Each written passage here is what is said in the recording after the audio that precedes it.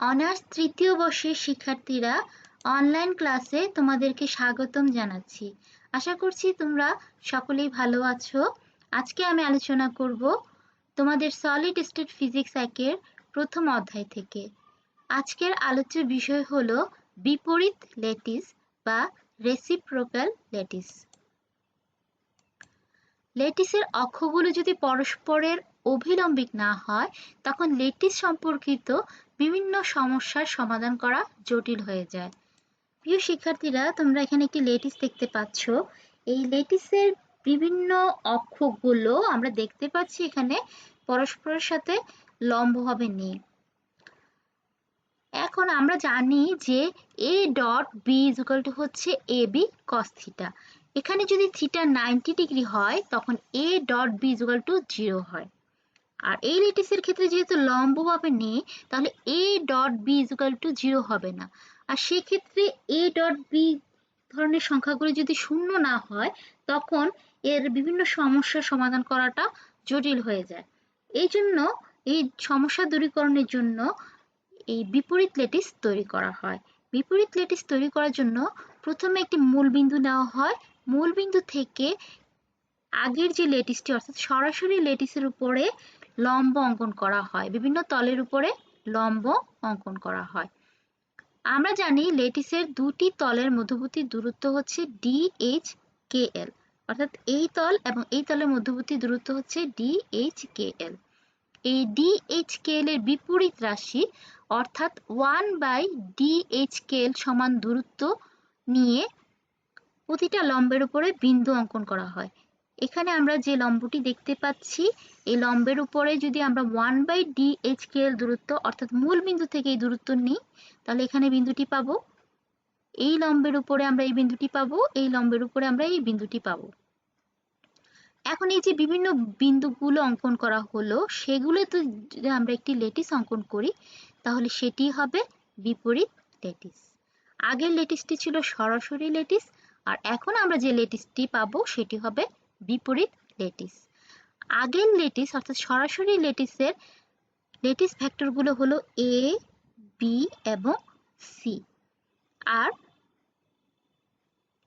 বিপরীত ল্যাটিসের ল্যাটিস ভেক্টরগুলো হবে a star, b star এবং c স্টার। ও হচ্ছে এখানে মূলবিন্দু।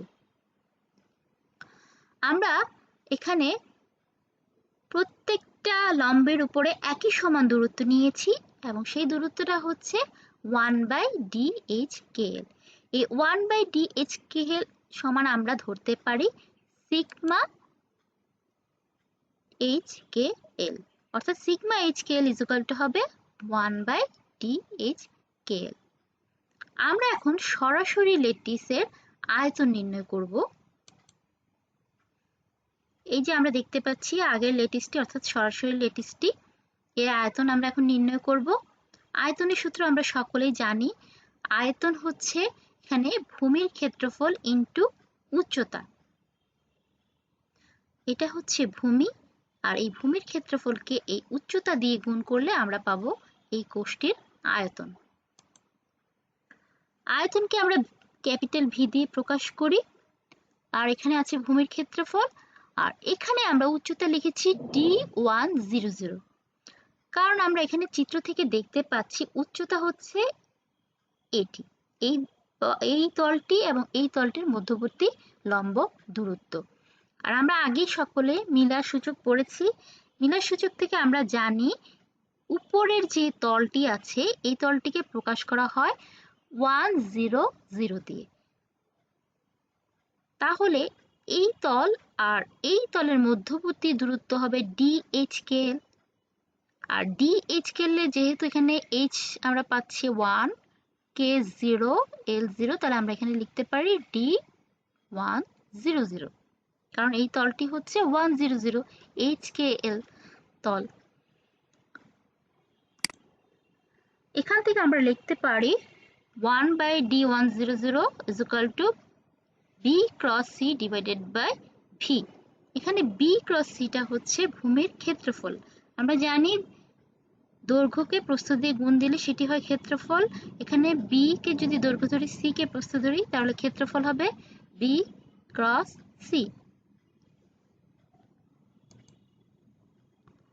আমরা ভেক্টর চিহ্ন দিয়ে যদি প্রকাশ করি তাহলে এখানে ভেক্টর চিহ্ন বসবে, তাহলে এদিকেও আমাদের ভেক্টর রাশি আনতে হবে। তাহলে আমরা এখানে n যে একক ভেক্টরটা লিখেছি সেটা হচ্ছে এর দিক। 1/d100 আমরা সিগমা 100 লিখতে পারি, কারণ আমরা আগে এটা ধরেছি।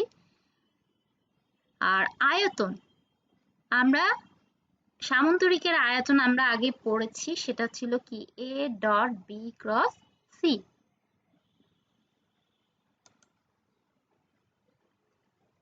একইভাবে আমরা বলতে পারি sigma 010 is equal to c cross a dot b cross c, এবং sigma 001 is equal to a cross b divided by a dot b cross c।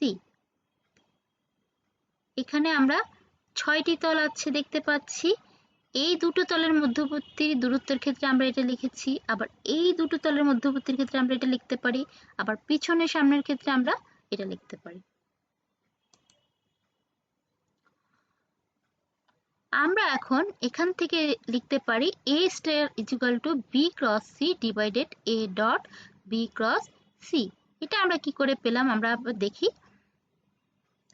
আমরা এখানে চিত্র থেকে দেখতে পাচ্ছি 0 থেকে এই বিন্দুটার দূরত্ব, অর্থাৎ এই তল দুটার মধ্যবর্তী দূরত্ব আমরা যদি a স্টার নিই, তাহলে a স্টারটা সমান আমরা পাচ্ছি এখানে সিগমা 100। তাহলে আমরা এটার জায়গায় a স্টার লিখতে পারি, আর বাকিটা ঠিক আছে। একইভাবে আমরা b স্টার লিখতে পারি, এটা c স্টার লিখতে পারি এটা। এখান থেকে আমরা লিখতে পারি a star dot b is equal to 0 এবং a star dot c is equal to 0। এটা কিভাবে আসলো? এখানে আমরা দেখতে পাচ্ছি a স্টার আর এখানে আছে b ক্রস c, তাহলে a স্টার নিশ্চয়ই b এবং c এর সাথে লম্ব হবে, আর লম্ব হলে ডট গুণনের ক্ষেত্রে আমরা জানি সেটা হয়ে যায় 0। তাহলে a star b is equal to 0, আবার a star dot c is equal to হবে 0। একইভাবে আমরা এটার ক্ষেত্রেও কি লিখতে পারি, যেহেতু b স্টার c এবং এর সাথে লম্বভাবে আছে, তাহলে b star dot c is equal to 0 এবং b star dot a is equal to 0। একইভাবে আমরা এটার ক্ষেত্রেও লিখতে পারি c স্টার যেহেতু a এবং b এর সাথে লম্বভাবে আছে, তাহলে c star dot a is equal to 0 এবং c star dot b is equal to 0। আবার আমরা এখান থেকে পাচ্ছি এই যে b ক্রস c এবং b ক্রস c যদি কাটাকাটি যায়, তাহলে a স্টার সমান 1/a, আর এখান থেকে আমরা এটা এই পাশে নিয়ে আসলে লিখতে পারি a star a is equal to 1। একইভাবে আমরা লিখতে পারি b star b is equal to 1 এবং c star c is equal to 1। আবার অন্যভাবে প্রমাণ করা যায় যে a star is equal to 2 pi into b cross c divided by a dot b cross c, আর সেই ক্ষেত্রে a স্টারকে ক্যাপিটাল A ভেক্টর দিয়ে প্রকাশ করা হয়। একইভাবে b star is equal to 2 pi into c cross a divided by a dot b cross c, আর এটাকে b স্টার ভেক্টরটাকে b ভেক্টর দিয়ে প্রকাশ করা হয়। একইভাবে c star vector is equal to 2 pi a cross b divided by a dot b cross c, এবং এই c স্টারটাকে c ভেক্টর দিয়ে প্রকাশ করা হয়। আমরা এখন এখান থেকে লিখতে পারি a dot a is equal to 2 পাই, কারণ আমরা এখান থেকে পাচ্ছি এটা যদি এটা কাটাকাটি করি এটা এই পাশে চলে যায়, তাহলে a dot a is equal to 2 পাই। একইভাবে এখান থেকে আমরা লিখতে পারি b dot b is equal to 2 পাই, এবং এখান থেকে লিখতে পারি c dot c is equal to হচ্ছে 2 পাই। এখানে খেয়াল রাখতে হবে এগুলো হচ্ছে পরেরগুলো হচ্ছে সব স্মল লেটার, এটা স্মল a স্মল b এবং এটা স্মল c। আবার এখান থেকে আমরা এটাও লিখতে পারি a dot b is equal to 0, কারণ আমরা এখানে দেখতে পাচ্ছি a ভেক্টরটা b এবং c এর সাথে লম্বভাবে আছে, আর লম্বভাবে থাকলে ডট গুণন হয় 0, তাহলে a dot B is equal to হবে 0, A dot C is equal to হবে 0। একইভাবে আমরা এখান থেকে এবং এখান থেকে লিখতে পারি b dot c is equal to 0, b dot a is equal to 0, c dot a is equal to 0, c dot b is equal to 0।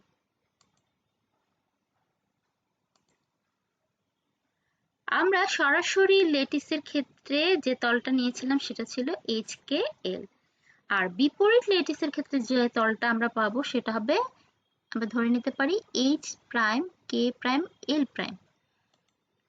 বিপরীত ল্যাটিস তল যদি H prime K prime L prime হয়, তাহলে বিপরীত lattice vector হবে G is equal to H prime A plus K prime B plus L prime C।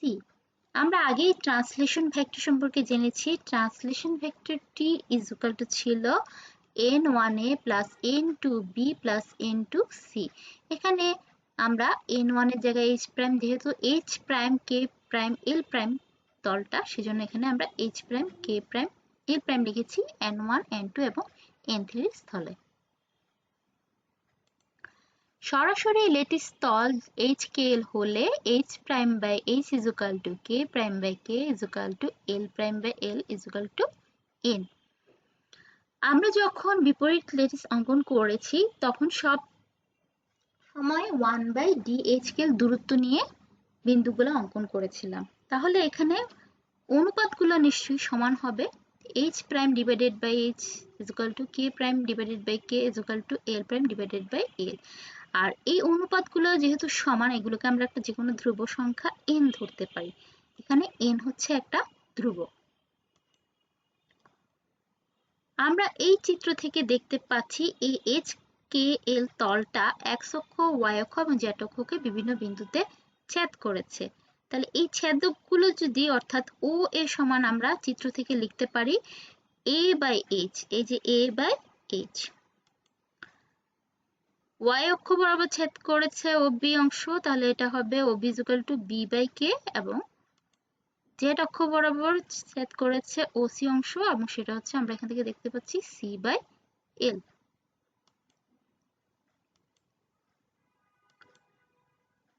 এই চিত্র থেকে আমরা দেখতে পাচ্ছি এখানে একটা ত্রিভুজ আছে OAC। আমরা এখানে ভেক্টরের ত্রিভুজ সূত্র অ্যাপ্লাই করতে পারি। সেই সূত্র থেকে আমরা পাই OA plus AC is equal to হচ্ছে OC। এখান থেকে আমরা লিখতে পারি AC is equal to OC minus OA।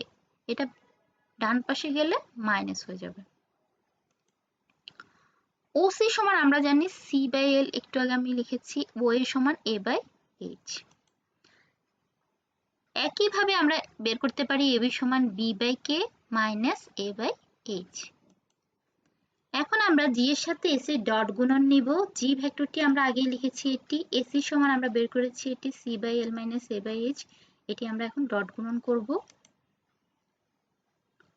এখানে আমরা ডট গুণন করে পাচ্ছি H প্রাইম, আর এখানে আছে C বাই L, Lটা আমরা নিব, এখানে L A ভেক্টরের সাথে C ভেক্টরের ডট গুণন হবে। এভাবে আমরা সবগুলো লিখেছি। তাহলে আমরা বলতে পারি H prime by L A dot C plus K prime by L B dot C plus L prime by L C dot C minus H prime by H A dot A minus K prime by H B dot A minus L prime by H C dot A। আমরা একটু আগে বলেছি A dot C is equal to 0, অর্থাৎ বিপরীত রাশিগুলো dot গুণন এক্ষেত্রে 0 হবে। এটাও বিপরীত, তাই এটা 0, এটাও 0, এটাতে একই রাশি আছে CC, তাহলে সেই ক্ষেত্রে সেটার মান আমরা বের করেছিলাম 2 পাই। আর এখানে আছে AL prime divided by L, এখানে মাইনাস, এটাও একই, তাহলে এটা হবে H প্রাইম বাই H, আর A ডট A সমান আমরা বের করেছিলাম 2 পাই। আর এগুলো যেহেতু বিপরীত রাশি, সেজন্য এগুলোর ক্ষেত্রে সবগুলো 0। এখান থেকে আমরা দুইটার ক্ষেত্রে 2 পাই কমন নিতে পারি। কমন নিয়ে লিখতে পারি 2 pi into L prime by L minus H prime by H। আবার আমরা 1 নং সমীকরণে পেয়েছিলাম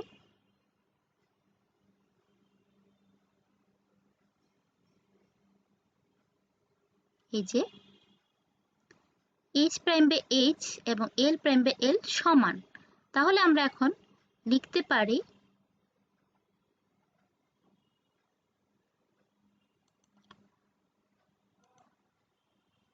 জি dot AC is equal to 2 পাই, এই যে 2 পাই আছে, আর এখানে এটা যেহেতু সমান, এটা থেকে এটা বিয়োগ করলে আমরা পাবো 0, এটার সাথে এটা গুণ করলে হবে 0। তাহলে আমরা পেয়ে গেলাম G dot AC is equal to হচ্ছে 0।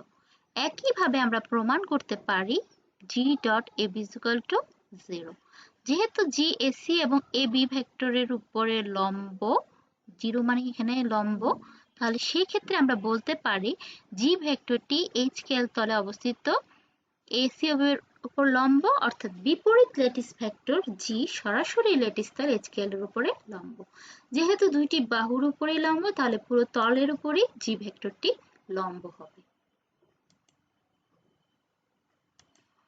Thank you.